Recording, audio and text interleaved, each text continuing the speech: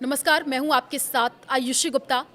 केरल में Nipah virus ने एक बार फिर से दहशत फैला दी है। हाल ही में मलप्पुरम और पलक्कड़ जिलों में इस वायरस से 2 लोगों की मौत की खबर सामने आई है, जिसमें एक 18 वर्षीय व्यक्ति और एक 57 वर्षीय व्यक्ति शामिल है। इसके साथ ही 46 नए मामले दर्ज किए गए हैं, जिसके बाद स्वास्थ्य विभाग ने 6 जिले यानी कि पलक्कड़, मलप्पुरम और कोझिकोड, कन्नूर, वायनाड और त्रिशूर में हाई अलर्ट जारी कर दिया है। आपको बताने जा रहे हैं कि निपाह वायरस के ताज़ा हालात क्या हैं, इसके लक्षण क्या है और शरीर पर प्रभाव और बचाव के क्या-क्या उपाय तैयार किए। तो निपाह वायरस सबसे पहले क्या है वो आप समझिए। निपाह वायरस एक ज़ूनोटिक वायरस है जो मुख्य रूप से जानवरों से इंसानों में फैलता है। विश्व स्वास्थ्य संगठन यानी WHO के अनुसार ये वायरस फ्रूट बैट्स उड़न लोमड़ी से उत्पन्न होता है और सुअर या अन्य संक्रमित जानवरों के माध्यम से इंसानों तक पहुंच सकता है। ये दूषित भोजन या मानव से मानव संपर्क के जरिए भी फैलता है। निपाह वायरस की मृत्यु दर 40 से 75% तक हो सकती है, जो इसे बेहद खतरनाक बनाता है। और केरल में ताजा स्थिति यानी जुलाई 2025 में केरल के मलप्पुरम जिले में एक 18 वर्षीय व्यक्ति की निपाह वायरस से मृत्यु हो गई है और उसके बाद 12 जुलाई को पलक्कड़ जिले में एक 57 वर्षीय व्यक्ति की मौत हुई है, जिसके नमूने मंजेरी मेडिकल कॉलेज में निपाह के लिए पॉजिटिव पाए गए हैं। हालांकि पुणे के नेशनल इंस्टीट्यूट ऑफ वायरोलॉजी यानी NIV के अंतिम पुष्टि का भी इंतजार है। स्वास्थ्य विभाग ने 543 लोगों को निगरानी सूची में शामिल किया है, जिनमें से 46 लोग हाल के मामले में सीधे जुड़े हैं। इनमें मलप्पुरम में 208, पलक्कड़ में 219 और कोझिकोड में 114 और एर्नाकुलम में 2 लोग शामिल हैं।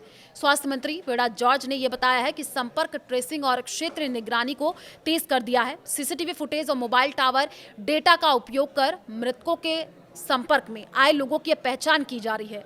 6 जिलों के अस्पतालों को बुखार, मस्तिष्क ज्वर या कह सकते हैं निपाह जैसे लक्षणों वाले मरीजों की तुरंत जांच करने के निर्देश भी दे दिए गए हैं। निपाह वायरस के लक्षण क्या है और निपाह वायरस के लक्षण वायरस के संपर्क में आने से आपको बताएं कि 4 से 14 दिनों के भीतर ये लक्षण दिखाई देता है। शुरुआती लक्षणों में शामिल है बुखार और सिर दर्द। मरीज को तेज बुखार और सिर दर्द होता है। मांसपेशियों में दर्द और कमजोरी यानी शरीर में कमजोरी और मांसपेशियों में दर्द आम हो जाता है। श्वसन संबंधी समस्याएं होने लगती हैं। खांसी और सांस लेने में तकलीफ होती है। मस्तिष्क ज्वर यानी गंभीर मामलों में वायरस मस्तिष्क को प्रभावित करता है, जिससे मानसिक भटकाव होता है। और साथ ही साथ जानकारी ये भी मिली है कि दौरे और कोमा तक की स्थिति हो सकती है। ये लक्षण तेजी से बिगड़ सकते हैं और मृत्यु का कारण भी बन सकते हैं। शरीर पर प्रभाव यानी निपाह वायरस मुख्य रूप से श्वसन तंत्र और मस्तिष्क को प्रभाव करते हैं। ये शरीर के तंत्रिका तंत्र पर हमला करते हैं, जिससे मस्तिष्क में सूजन हो सकता है।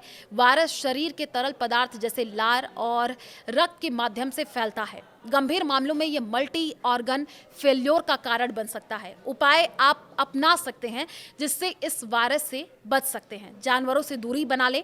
फ्रूट बैट्स या सुअरों के संपर्क में आने से बचें। उनके द्वारा दूषित फल या खाद्य पदार्थ ना खाएं। स्वच्छता, बार बार हाथ धोएं। दूषित जो चीज़ें हैं उसको छूने से बचें। मास्क और दस्ताने, संदिग्ध मरीजों की देखभाल करते समय मास्क और दस्ताने ज़रूर पहन लें। खाद्य सुरक्षा यानी कच्चे फल अच्छी तरीके से धोएं, उबालकर पानी का उपयोग करें। संदिग्ध लक्षणों की तुरंत जांच, बुखार, सिर दर्द या कोई समस्या होती है, लक्षण दिखे तो तुरंत डॉक्टर से संपर्क करें। सामाजिक दूरी बना करके रखें। संदिग्ध मरीजों से दूरी बना करके रखें, क्योंकि ये मानव से मानव संपर्क से भी फैल सकता है। सरकार के क्या कुछ प्रयास हैं? केरल सरकार ने निपाह वायरस के प्रसार को रोकने के लिए व्यापक कदम उठाए हैं। स्वास्थ्य विभाग ने केवल संपर्क ट्रेसिंग को तेज किया है, बल्कि स्थानीय स्तर पर जागरूकता अभियान शुरू कर दिया है। स्वास्थ्य कार्यकर्ता घर घर जाकर के लक्षणों की निगरानी कर रहे हैं और लोगों को बचाव के उपायों के बारे में शिक्षित कर रहे हैं।